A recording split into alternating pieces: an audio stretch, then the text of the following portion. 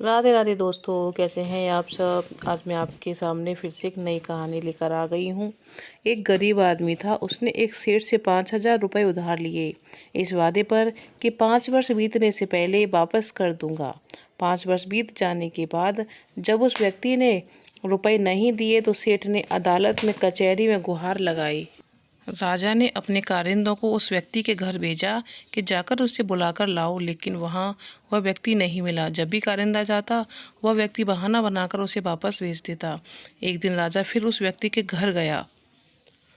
वहाँ उसे व्यक्ति की छोटी बेटी मिली। राजा ने उससे पूछा, तुम्हारा बापू कहाँ है। लड़की बोली, राजा जी, मेरा बापू तो आसमान का पानी रोकने गया है। राजा ने फिर पूछा, बेटी तुम्हारा भाई कहाँ है। लड़की बोली, जो बिना लड़ाई किए लड़ने गया है। कारिंदे ने अजी जाकर पूछा, बेटा तुम्हारी माँ कहाँ है। लड़की ने कहा, वो तो 1 से 2 करने गई है। कारिंदा गुस्सा में बोला, फिर तू यहाँ बैठी क्या कर रही है। लड़की हंसकर बोली, जी मैं तो बैठी संसार को देख रही हूँ। कारिंदे ने आकर सारी बात राजा को बता दी। कहा, लगता है इसका दिमाग खराब है। राजा को बड़ा अजीब लगा। उसने सोचा, चलकर देखते हैं। राजा ने आकर उससे पूछा तो वही जवाब मिली। राजा समझ गया, लड़की यूँ तो किसी बात का सीधा जवाब नहीं देगी, इसलिए मतलब जानने के लिए प्यार से फुसलाना पड़ेगा। राजा ने प्यार से पूछा, बेटी तुमने जो जवाब दिए उनका मतलब क्या है। मैं मतलब नहीं समझ सका, तुम मुझे सीधे सीधे उनका मतलब समझाओ। लड़की ने भी मुस्कुराकर पूछा, अगर मैं मतलब समझा दूँ तो आप मुझे क्या देंगे। राजा के मन में सारी बातों को जानने की तीव्र इच्छा जागृत हो चुकी थी। वह बोला, जो मांगोगी वह दूंगा। तब लड़की बोली, अगर मेरे पिताजी का उधार चुका दें तो मैं आपको सारी बातों का अर्थ बता दूंगी। राजा ने कहा, मेरा वादा रहा। लड़की बोली, महाराज आज मैं काम में लगी हूँ, कल आएँ। राजा के अगले दिन फिर उस व्यक्ति के घर आया और वहाँ घर के सभी लोग मौजूद थे। वह आदमी, उसकी पत्नी, बेटा और उसकी बेटी भी।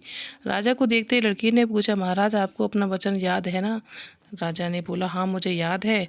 तुम अगर सारी बातों का अर्थ मुझे बता दो तो मैं तुम्हारे पिताजी का सारा कर्ज चुका दूंगा।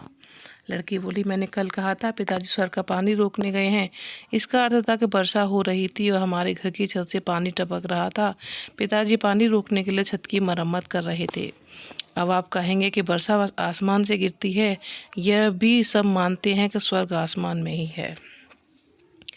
मेरी दूसरी बात, मेरा भाई बिना लड़े लड़ाई करने गया है। इसका अर्थ है कि वो खेत में कांटेदार झाड़ी की बाढ़ लगाने गया है। अब बोझड़े काटेगा तो कांटे लगेंगे, उसे खरोच लगेगी, जख्म हो जाएंगे। तो लड़ाई में ही तो जख्म होते हैं। मेरी तीसरी बात तो याद होगी।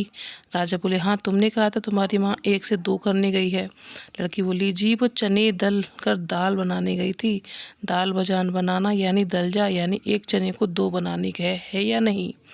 राजा ने कहा, चलो अब बताओ तुम घर बैठे संसार कैसे देख रही थी। लड़की हंसती हुई बोली, राजा जी तो उस समय मैं भात पका रही थी और उसमें एक चावल निकाल कर देख रही थी भात पूरी तरह पका है कि नहीं।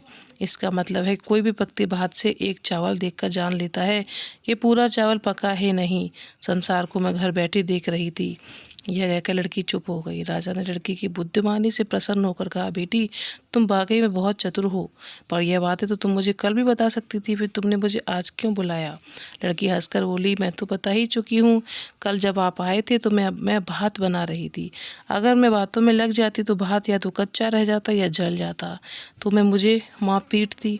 फिर घर में कल कोई भी नहीं था। अगर मैं बताती भी तो आपने कर्ज माफ़ कर दिया, तो मेरी बात का कोई विश्वास नहीं करता। आज स्वयं आपकी मुँह से सुनकर इन्हें इनका बात पे विश्वास हो जाएगा, वह खुश भी हो जाएंगे।